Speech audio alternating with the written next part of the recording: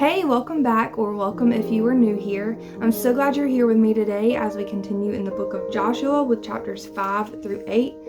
I have already done the reading for today, and I just want to share with you really quickly before we get into what I've already filmed. This reading is pretty heavy, to say the least, and you see how incredible and mighty God is in his power. You see how powerful he is. You see how he can make a way when it looks like something is impossible. But you also see how seriously our Lord takes holiness and obedience to him. And so my prayer for you and for me as I take in this reading that I've done today is just that we will realize how serious our God is about following the direction that he's given us and about living a life that is holy and pleasing to him, a life that is a sacrifice for him, a life that is worship unto him, a life that brings glory and honor to his name and lifts his name up above everything of this world and everything that other people try to throw at us, everything that the enemy tries to throw at us. My prayer is just that in this reading we'll understand how good and how faithful and how just our God is in his judgment and in the things that he instructs us to do, and that we'll just walk forward in knowing that and become more like Jesus in knowing that we should be obedient to our Father in heaven. So even though this is a heavy reading, I know that God will use it and will not allow his word to return void. So I pray that it blesses you. I pray that it stretches you and grows you. And let's get into it. Hope you enjoy it. Joshua chapter 5. When all the Amorite kings across the Jordan to the west and all the Canaanite kings near the sea heard how the Lord had dried up the waters of the Jordan before the Israelites until they had crossed over, they lost heart and their courage failed because of the Israelites. At that time, the Lord said to Joshua, "Make flint-like knives and circumcise the Israelite men again." So Joshua made flint knives and circumcised the Israelite men at Gibeath Haraloth. This is the reason Joshua circumcised them. All the people who came out of Egypt who were males, all the men of war, had died in the wilderness along the way after they had come out of Egypt. Though all the people who came out were circumcised, none of the people born in the wilderness along the way were, after they had come out of Egypt. For the Israelites wandered in the wilderness 40 years until all the nation's men of war who came out of Egypt had died off, because they did not obey the Lord. So the Lord vowed never to let them see the land he had sworn to their fathers to give us, a land flowing with milk and honey. Joshua raised up their sons in their place. It was these he circumcised. They were still uncircumcised, since they had not been circumcised along the way. After the entire nation had been circumcised, they stayed where they were in the camp until they recovered. The Lord then said to Joshua, "Today I have rolled away the disgrace of Egypt from you." Therefore, that place is called Gilgal to this day. While the Israelites camped at Gilgal on the plains of Jericho, they kept the Passover on the evening of the 14th day of the month. The day after Passover, they ate unleavened bread and roasted grain from the produce of the land. And the day after they ate from the produce of the land, the manna ceased. Since there was no more manna for the Israelites, they ate from the crops of the land of Canaan that year. When Joshua was near Jericho, he looked up and saw a man standing in front of him with a drawn sword in his hand. Joshua approached him and asked, "Are you for us or for our enemies?" "Neither," he replied. "I have now come as commander of the Lord's army." Then Joshua bowed with his face to the ground in worship and asked him, "What does my Lord want to say to his servant?" The commander of the Lord's army said to Joshua, "Remove the sandals from your feet, for the place where you are standing is holy ground." And so Joshua did so. Chapter 6. Now Jericho was strongly fortified because of the Israelites, no one leaving or entering. The Lord said to Joshua, "Look, I have handed Jericho, its king, and its fighting men over you.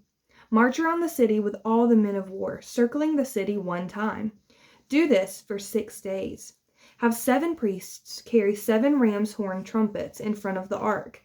But on the 7th day, March around the city 7 times, while the priests blow the trumpets.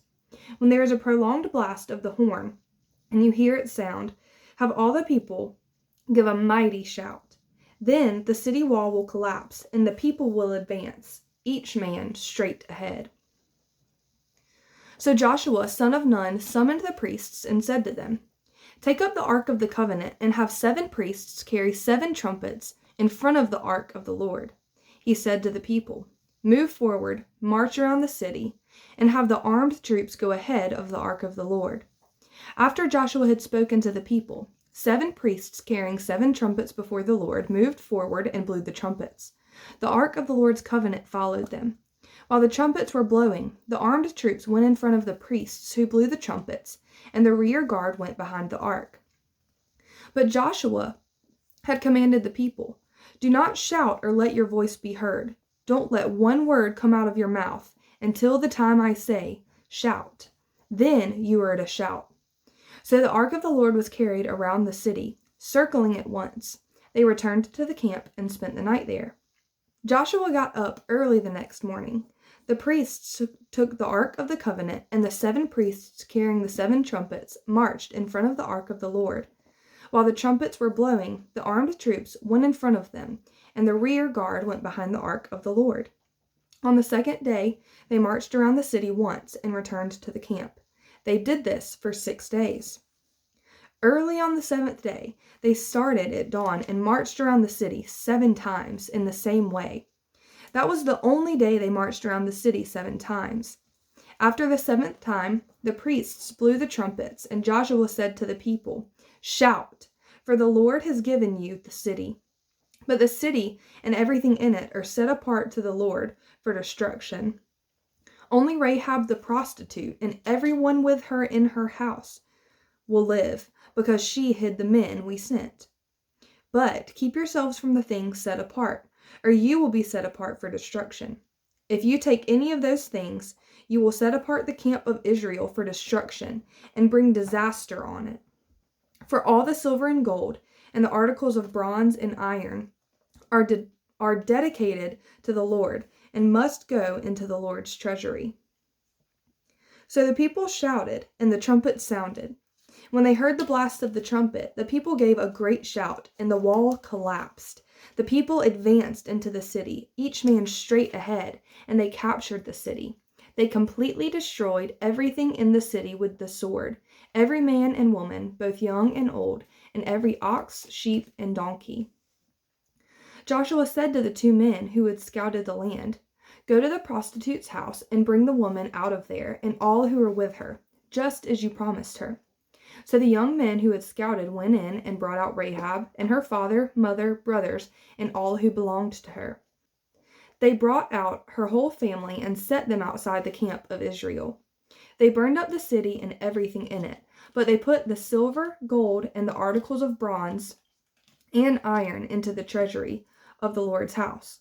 However, Joshua spared Rahab the prostitute, her father's household, and all who belonged to her, because she hid the men Joshua had sent to spy on Jericho, and she lives in Israel to this day. At that time, Joshua imposed this curse: "The man who undertakes the rebuilding of this city, Jericho, is cursed before the Lord. He will lay its foundation at the cost of his firstborn. He will set up its gate at the cost of his youngest." And the Lord was with Joshua, and his fame spread throughout the land. Chapter 7. The Israelites, however, were unfaithful regarding these things set apart for destruction. Achan, son of Carmi, son of Zabdi, son of Zerah, of the tribe of Judah, took some of what was set apart, and the Lord's anger burned against the Israelites. Joshua sent men from Jericho to Ai, which is near Beth-aven, east of Bethel, and told them, "Go up and scout the land." So the men went up and scouted Ai. After returning to Joshua, they reported to him, "Don't send all the people, but send about 2,000 or 3,000 men to attack Ai.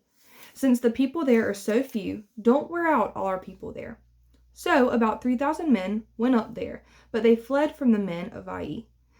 The men of Ai struck down about 36 of them and chased them from outside the gate to the quarries, striking them down on the descent. As a result, the people's hearts melted and became like water. Then Joshua tore his clothes and fell before the ark of the Lord with his face to the ground until evening, as did the elders of Israel. They all put dust on their heads. "O Lord God," Joshua said, "why did you ever bring these people across the Jordan to hand us over to the Amorites for our destruction? If only we had been content to remain on the other side of the Jordan. What can I say, Lord, now that Israel has turned its back and run from its enemies? When the Canaanites and all who live in the land hear about this, they will surround us and wipe out our name from the earth. Then what will you do about your great name?" The Lord said to Joshua, "Stand up. Why are you on the ground? Israel has sinned. They have violated my covenant that I appointed for them. They have taken some of what was set apart. They have stolen, deceived, and put the things with their own belongings. This is why the Israelites cannot stand against their enemies. They will turn their backs and run from their enemies because they have been set apart for destruction. I will no longer be with you unless you remove from you what was set apart. Go and consecrate the people. Tell them to consecrate themselves for tomorrow, for this is what the Lord, the God of Israel, says. There are things that are set apart among you, Israel. You will not be able to stand against your enemies until you remove what is set apart. In the morning, you must present yourselves tribe by tribe. The tribe the Lord selects is to come forward, clan by clan. The clan the Lord selects is to come forward family by family. The family the Lord selects is to come forward man by man. The one who is caught with the things set apart must be burned, along with everything he has, because he has violated the Lord's covenant and committed an outrage in Israel." Joshua got up early the next morning. He had Israel come forward tribe by tribe, and the tribe of Judah was selected. He had the clans of Judah come forward, and the Zerahite clan was selected. He had that clan come forward by the heads of families, and Zabdi was selected. Then he had Zabdi's family come forward man by man, and Achan, son of Carmi, son of Zabdi, son of Zerah, of the tribe of Judah, was selected. So Joshua said to Achan, "My son, give glory to the Lord, the God of Israel, and make a confession to him. I urge you, tell me what you have done. Don't hide anything from me." Achan replied to Joshua, "It is true, I have sinned against the Lord, the God of Israel. This is what I did. When I saw among the spoils a beautiful cloak from Babylon, 200 silver shekels, and a bar of gold weighing 50 shekels, I coveted them and took them. You can see for yourself. They are concealed in the ground inside my tent, with the money under the cloak." So Joshua sent the messengers who ran to the tent, and there was the cloak, concealed in his tent, with the money underneath. They took the things from inside the tent, brought them back to Joshua and all the Israelites, and spread them out in the Lord's presence. Then Joshua and all Israel with him took Achan, son of Zerah, the silver, the cloak, and the bar of gold, his sons and daughters, his ox, donkey, and sheep, his tent, and all he had, and brought them up to the valley of Achor. Joshua said, "Why have you troubled us? Today the Lord will trouble you." So all Israel stoned them to death. They burned their bodies, threw stones on them, and raised over him a large pile of rocks that remains to this day. Then the Lord turned from his burning anger. Therefore, that place is called the Valley of Achor to this day. Chapter 8. The Lord said to Joshua, "Don't be afraid or discouraged. Take the whole military force with you and go attack Ai. Look, I have handed over to you the king of Ai, his people, city, and land. Treat it and its kings as you did Jericho and its king. You may plunder its spoil and livestock for yourselves. Set an ambush behind the city." So Joshua and the whole military force set out to attack Ai. Joshua selected 30,000 fighting men and sent them out at night. He commanded them, "Pay attention. Lie in ambush behind the city, not too far from it, and all of you be ready. Then I and all the people who are with me will approach the city. When they come out against us, as they did the first time, we will flee from them. They will come after us until we have drawn them away from the city, for they will say, 'They are fleeing from us as before.' While we are fleeing from them, you are to come out of your ambush and seize the city, for the Lord your God has handed it over to you. After taking the city, set it on fire. Follow the Lord's command. See that you do as I have ordered you." So Joshua sent them out, and they went to the ambush site and waited between Bethel and Ai, to the west of Ai. But he spent the night with the troops. Joshua started early the next morning and mobilized them. Then he and the elders of Israel led the troops up to Ai.